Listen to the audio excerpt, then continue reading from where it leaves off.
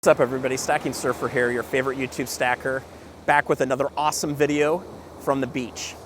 You got it, man. I live down here. We got to come down and see the beach as much as we can.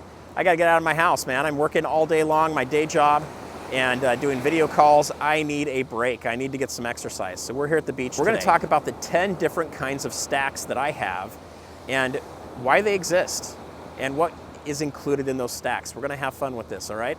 So let's hit it. Stackingsurfer, I think I'm your best friend. Balances in your bank and stack. All right, let's talk about the 10 different ways to stack. Okay, number one is your prepping stack. All right, these are coins that are going to help you in the case of needing to barter. Number two is your confiscation stack. These are coins in case they have a gold and silver confiscation again. Okay, a lot of you don't think that's going to happen, but what if it were to happen? Are you prepared for that? Number three is your sovereign stack. These are coins that are minted by governments in huge amounts, okay? You know what I'm talking about. We'll get into details in a minute. Number four is your numismatic coins. Okay. So these are kind of cool. A lot of times you'll have pre-33 coins that'll be in this category, but this is really anything that's been graded, okay? Number five is your semi-numismatic coins, okay? These are coins that are not graded, but have some numismatic abilities to them because they have low mintage, they're collectible in some form. A lot of times these are ones that are kind of pop culture. Number six is your weight stack. Sounds like what it is, right? It has to do with getting the least expensive silver you can and gold based on weight, okay? Then number seven is going to be what I call your hand poured stack, okay? All right.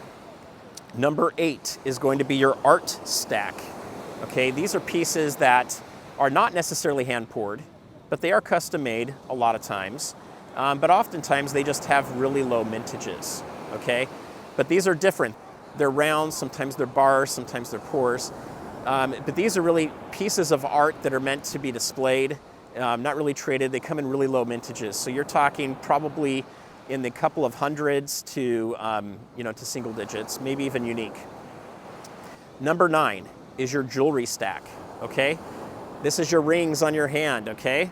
It's also going to include rings like this, if you guys can see that. That is a coin that's been turned into a ring, okay? That's your jewelry stack. It's also going to be necklaces, earrings, grills, if you're into that stuff. I don't understand why you'd want to do that. But it's going to be things that you're wearing for the most part that have value to them, okay? And then number 10 is your hedge stacker, okay, or hedge stack. And really it's less of an actual stack, it's more of a methodology of using all of these other ones that I've just described, all 9 of these, or a good combination of them. And if one of your main goals is to hedge against all these different potential scenarios that could come about, including things like inflation, bank runs, losing your job, World War III, whatever could happen, right? So really a hedge stack is used to bring all of these under one umbrella. Okay, so let's talk a little bit more about these in detail. We're going to move to another location to do that.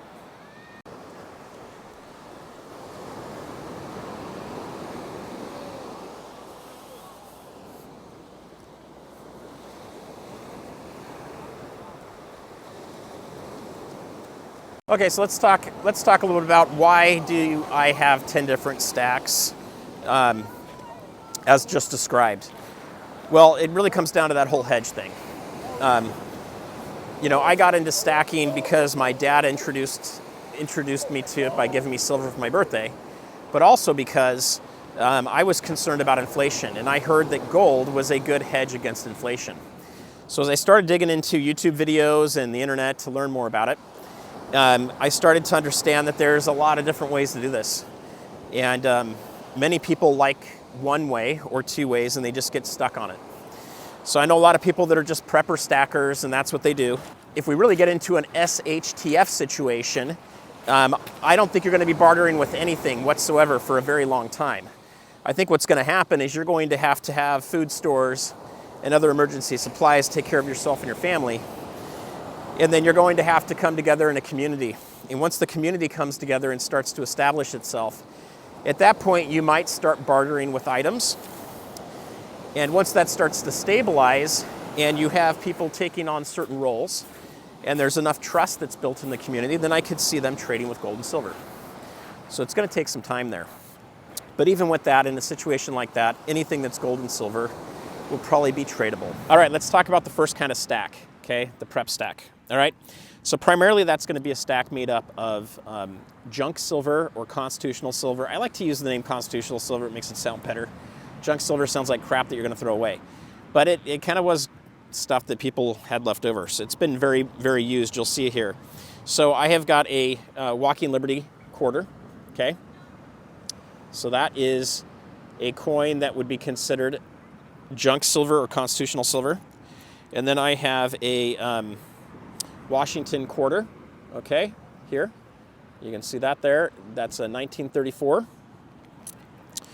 And then I have a Barber dime, 1920 something. I can't read the whole thing, but there you go. Okay. Sorry, that's not Barber, that's Mercury.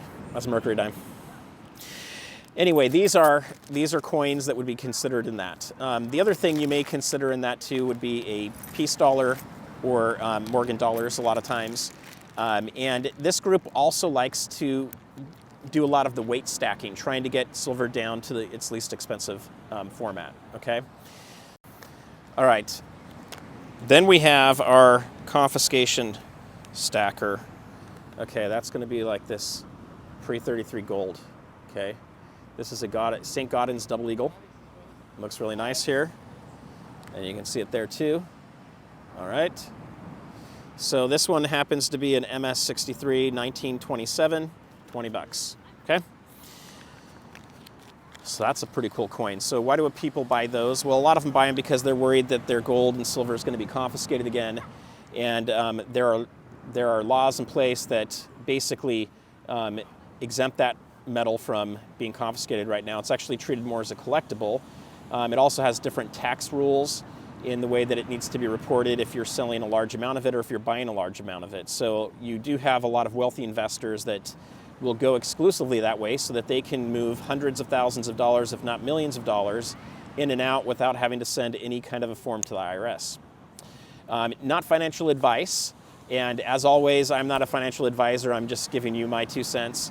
So check with your financial advisor as well as who you're buying these metals from on all the rules. Part 2 drops tomorrow at 11 a.m. Pacific time. Looking forward to continuing the conversation.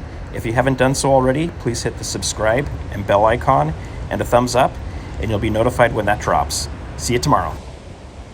Peace out.